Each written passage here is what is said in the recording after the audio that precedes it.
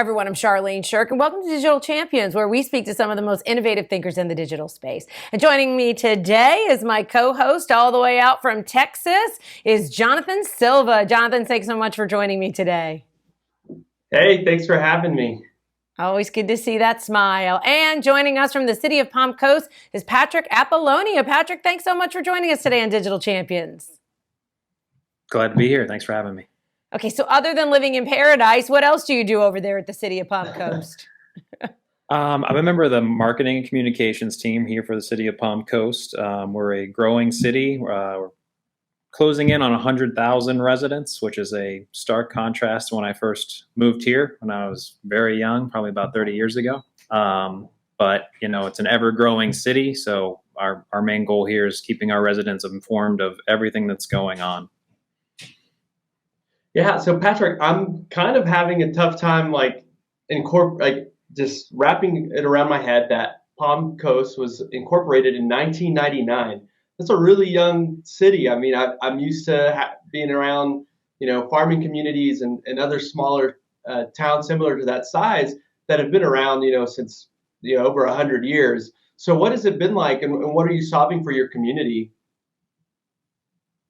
Really, I mean, it's keeping in touch with residents and keeping them informed. So everything that's going on in our city, from events to council happenings to keeping them informed on how to use, pay their utility bills, interact with customer service as needed, emergency communications. I mean, it's really, the main thing is keeping focused on keeping them informed at all times. And that's with a lot more residents than we've had before, especially in the past year. I don't know if you know, but like in Florida is really growing exponentially every day.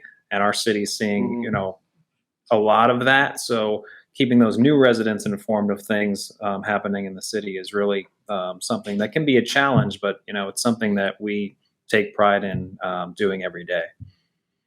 Yeah, and so with all the different platforms and of course being a city, what's your biggest pain point? Like, do you run into having to deal with special audiences or being tied to any kind of political restraints or what are your issues? I wouldn't say it's so much a pain point, but I think the biggest challenge is you do have a lot of residents in a lot of different age groups, and finding ways to connect to them and keeping them informed. Everything really, it's across the gamut. I mean, you have your older audience that, are going to be engaged with print. You have your younger audience that are going to be more digitally based, and then everything in between. So really keeping them informed and keeping every resident informed is probably the biggest challenge.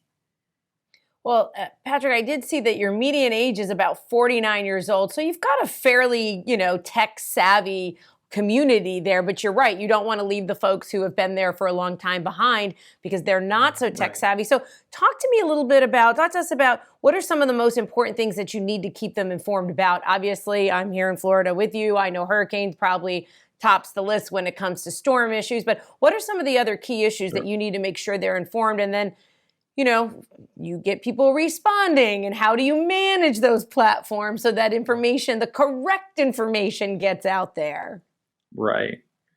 And I think it's ever changing. Like you said, I mean, you have something that like Hurricane Nicole that was here last week, obviously we have to change gears and really focus on our emergency crisis communications at that time, but also keeping them informed of, just the week prior to that, we had election week here. So keeping them informed of places to go vote, and that can change on a dime. We had election week, then we have a hurricane. And then, this coming week, we'll be promoting events for the holiday season. So it can really change from crisis communication to election and government communication to, events communication. So, I mean, knowing that you're going to have something different every day and that is ever changing is really the key, I think. And we know that video is, it's the big thing now. Everybody's more video. But then it's like, okay, You've got video shorts, and then then you have long form on YouTube. So how are you using video as a community, and what platform and what format? Because we talk about, the attention span is so short, but for your older population, they may not be able to absorb something in 30 to 45 seconds. Right. So I think you've got a lot of different ways of going about it. What we do with our promotions, we do video shorts for a lot of our events. We try to make it creative as possible. I'm from the film industry prior to this, so storytelling's big for me. We had a Halloween event recently that we made a couple movie style trailers for. It was really a haunted house in our local firehouse here, and we had two pretty high end trailers for that. But then also at the same time, like you said, their older audience, absorbing the information is something that's key for them. And all our local government happenings, like our city council meetings, we stream those in their entirety for the public that can attend. And we make sure to have an itemized list of everything that is going on in those meetings. So, I mean, really, it runs the gamut again. But, I think the main thing is getting your message across in a concise way, and keeping all the audiences in mind is really the key to getting your messaging across. Yeah, and so are you spending much time getting people, like, attracting or targeting audiences to move to Palm Coast?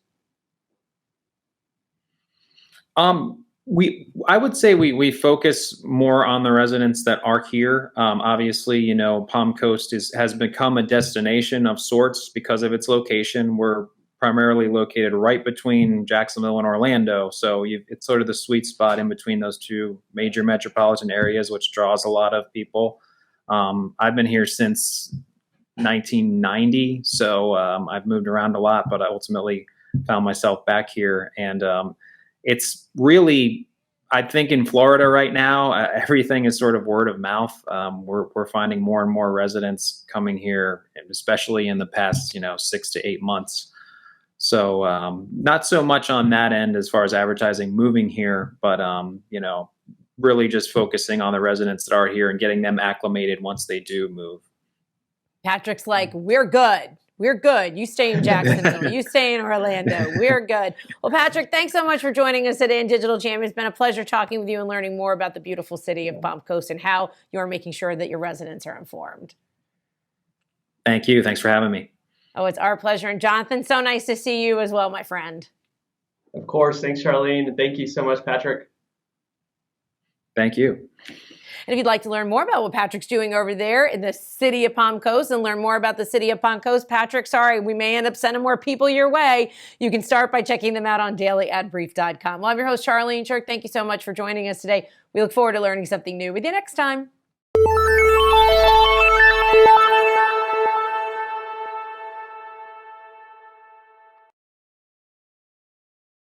Simplify presents Addressable CTV, combining the power of TV with the targeting and attribution of digital. Simplify's Addressable CTV delivers massive reach with the ability to scale without sacrificing precision. TV buyers can generate incremental reach with household-level targeting, frequency controls, reporting, and insights. To learn more about Simplify's Addressable CTV and what it can do for your clients, visit simply.fi.